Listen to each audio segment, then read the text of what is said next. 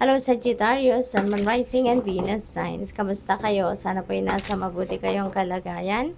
Welcome back po sa Star Tarot. Kung bago kayo rito, welcome din kayo. Thank you for your support. I truly appreciate it. God bless you all.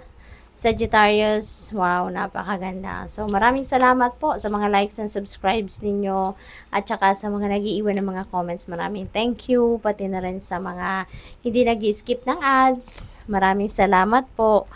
Pauna mensahe ninyo, napakaganda, blessings. Ayan, so ang daming biyaya, no, na maaring dumating sa inyo kasi plural form siya. Hindi lang siya, isang biyayang dadating, kundi marami. It could be in various areas of life, no.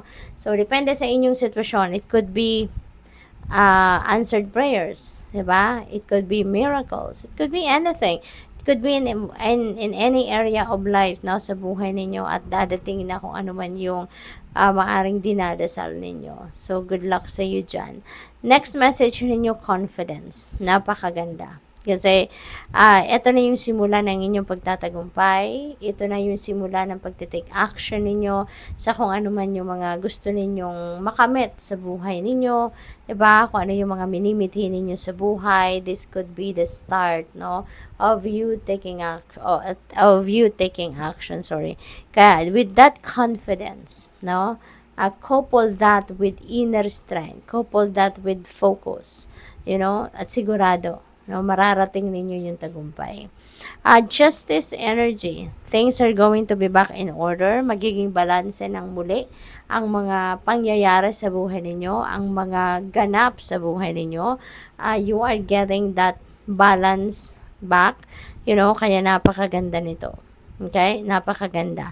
So, kung meron din kayong mga pinaglalaban, no, sa korte man or hindi, kung ano, whatever it is that you are fighting for, maaaring yan ay dumating na yung kung ano man ang pinaglalaban ninyo, ano man ang ine-expect ninyo, and the results will be in your favor.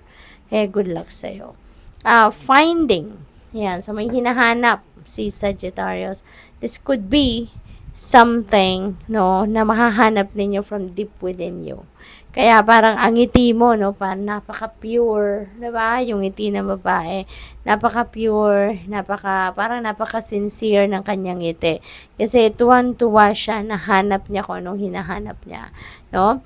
Feeling ko dito, ang iba sa inyo, yung bang siguro sobrang nagkaroon na kayo ng disconnect sa sarili ninyo, sa soul ninyo dahil sa sobrang busy, sa sobrang kabisihan ninyo sa worldly things, no? Maaring ganun ang sitwasyon dito.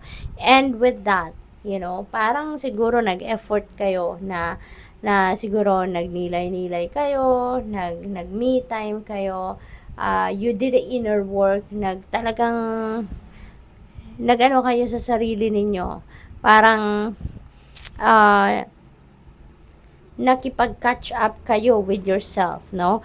Kaya maaaring ngayon natutuwa kayo because maybe you found yourself again. 'Di ba? Minsan kapag sobra tayong busy, sobra nating engrossed sa kung ano-anong mga ginagawa natin, trabaho, negosyo natin, yung mga gano'n. Doon kaya tayo nakafocus. Minsan, sa sobrang kabisihan natin, hindi na tayo nakakapag-reconnect sa sarili natin, kaya nasasabi natin sa sarili natin na parang hindi ko nakilala ang sarili ko. And this could be the time na maaaring gano'n ang nararamdaman ng iba sa inyo. Kaya yun ang hinahanap ninyo, yung sarili ninyo. Kaya ngayon, maybe you did the inner work, no? Talagang yun, nahanap nyo na yung inyong sarili, kaya tuwang-tuwa kayo. So, this is really good kasi magsisimula kayong muli, no? Na parang naka-connect na kayong muli sa soul ninyo, which is really, really beautiful. So, tingnan natin kung ano pa ang ganap. We have manifestation. Napakaganda. This is so powerful. Kumbaga, nasa horizon ninyo ang manifestation energy. Kaya kung ano man yung gusto ninyong ma-manifest sa buhay ninyo, maaaring ngayon, it's either magsisimula kayong mag-take action towards that or baka ngayon mamamanifest nyo na talaga, no? As in, dadating na at mangyayari na sa buhay ninyo. Sabi rito, be very honest and clear about what you wish to manifest in your life. Siguraduhin nyo muna, okay? And now, write down on paper and manifestation is step 1. Ayan. So, siguraduhin mo muna kung ano talaga yung gusto mong mangyari, kung ano talaga yung gusto mong makita sa inyong 3D reality. And then, once na na-figure out nyo na, sigurado na kayo kung ano yung gusto ninyo, then sulat niyo yan sa papel. Kasi, writing or journaling, yun ang tawag natin dyan is, that is one powerful tool of manifestation. No? Kaya you can, pwede rin na, ang other nito, yung pwede ninyong gawin is affirmation. Yung nag-a-affirm kayo ng kung ano yung intentions ninyo, ano yung mga wishes ninyo, pwede rin ninyong isulat yan. Tulad nito, no? Isulat ninyo yan. At napaka-powerful din yan na paraan sa pagmamanifest. Wisdom, have you ever been told that you're wise beyond your years? Now is the time to call upon your inner fairy wisdom to help you with a challenge. Ayan. So, siguro iba sa inyo, you're already a person of wisdom. Marami na kayong alam. Marami na kayong natutunan sa buhay ninyo. Marami na kayong nadiskubre about yourself, no? Na sa ngayon, siguro, may a-apply ninyo yan, magagamit ninyo yan sa mga sitwasyon ninyo sa buhay sa ngayon. We have solitude. Yan, think of being alone as meaning you are all one and in total harmony with everything. The greatest treasures are those that wait silently during the quiet times. Ayan. So, very powerful naman talaga ang solitude. Kasi sa pagsusolitude natin, sa pag-me time natin, ang dami nating nadidiscover about ourselves. No? Kaya maaari ngayon, ganun ang dapat ninyong gawin. Or maybe talaga, kasi you have that finding energy. So, most likely, nag-inner work kayo dito. Of course, you can do that by spending time by yourself. Yung kayo lang, 'di ba? Yung mag-isa ka lang, me time, alone time, yung gano'n. So, yun ang kailangan din ninyo sa ngayon. Because there could be a lot of things, no, na madidiscover ninyo about yourself. Mas makikilala nyo pa yung sarili ninyo, kumbaga. So, come together. Fairies like to be busy and a group of them is showing you that many hands make light work. No? Working as a team helps get the job done.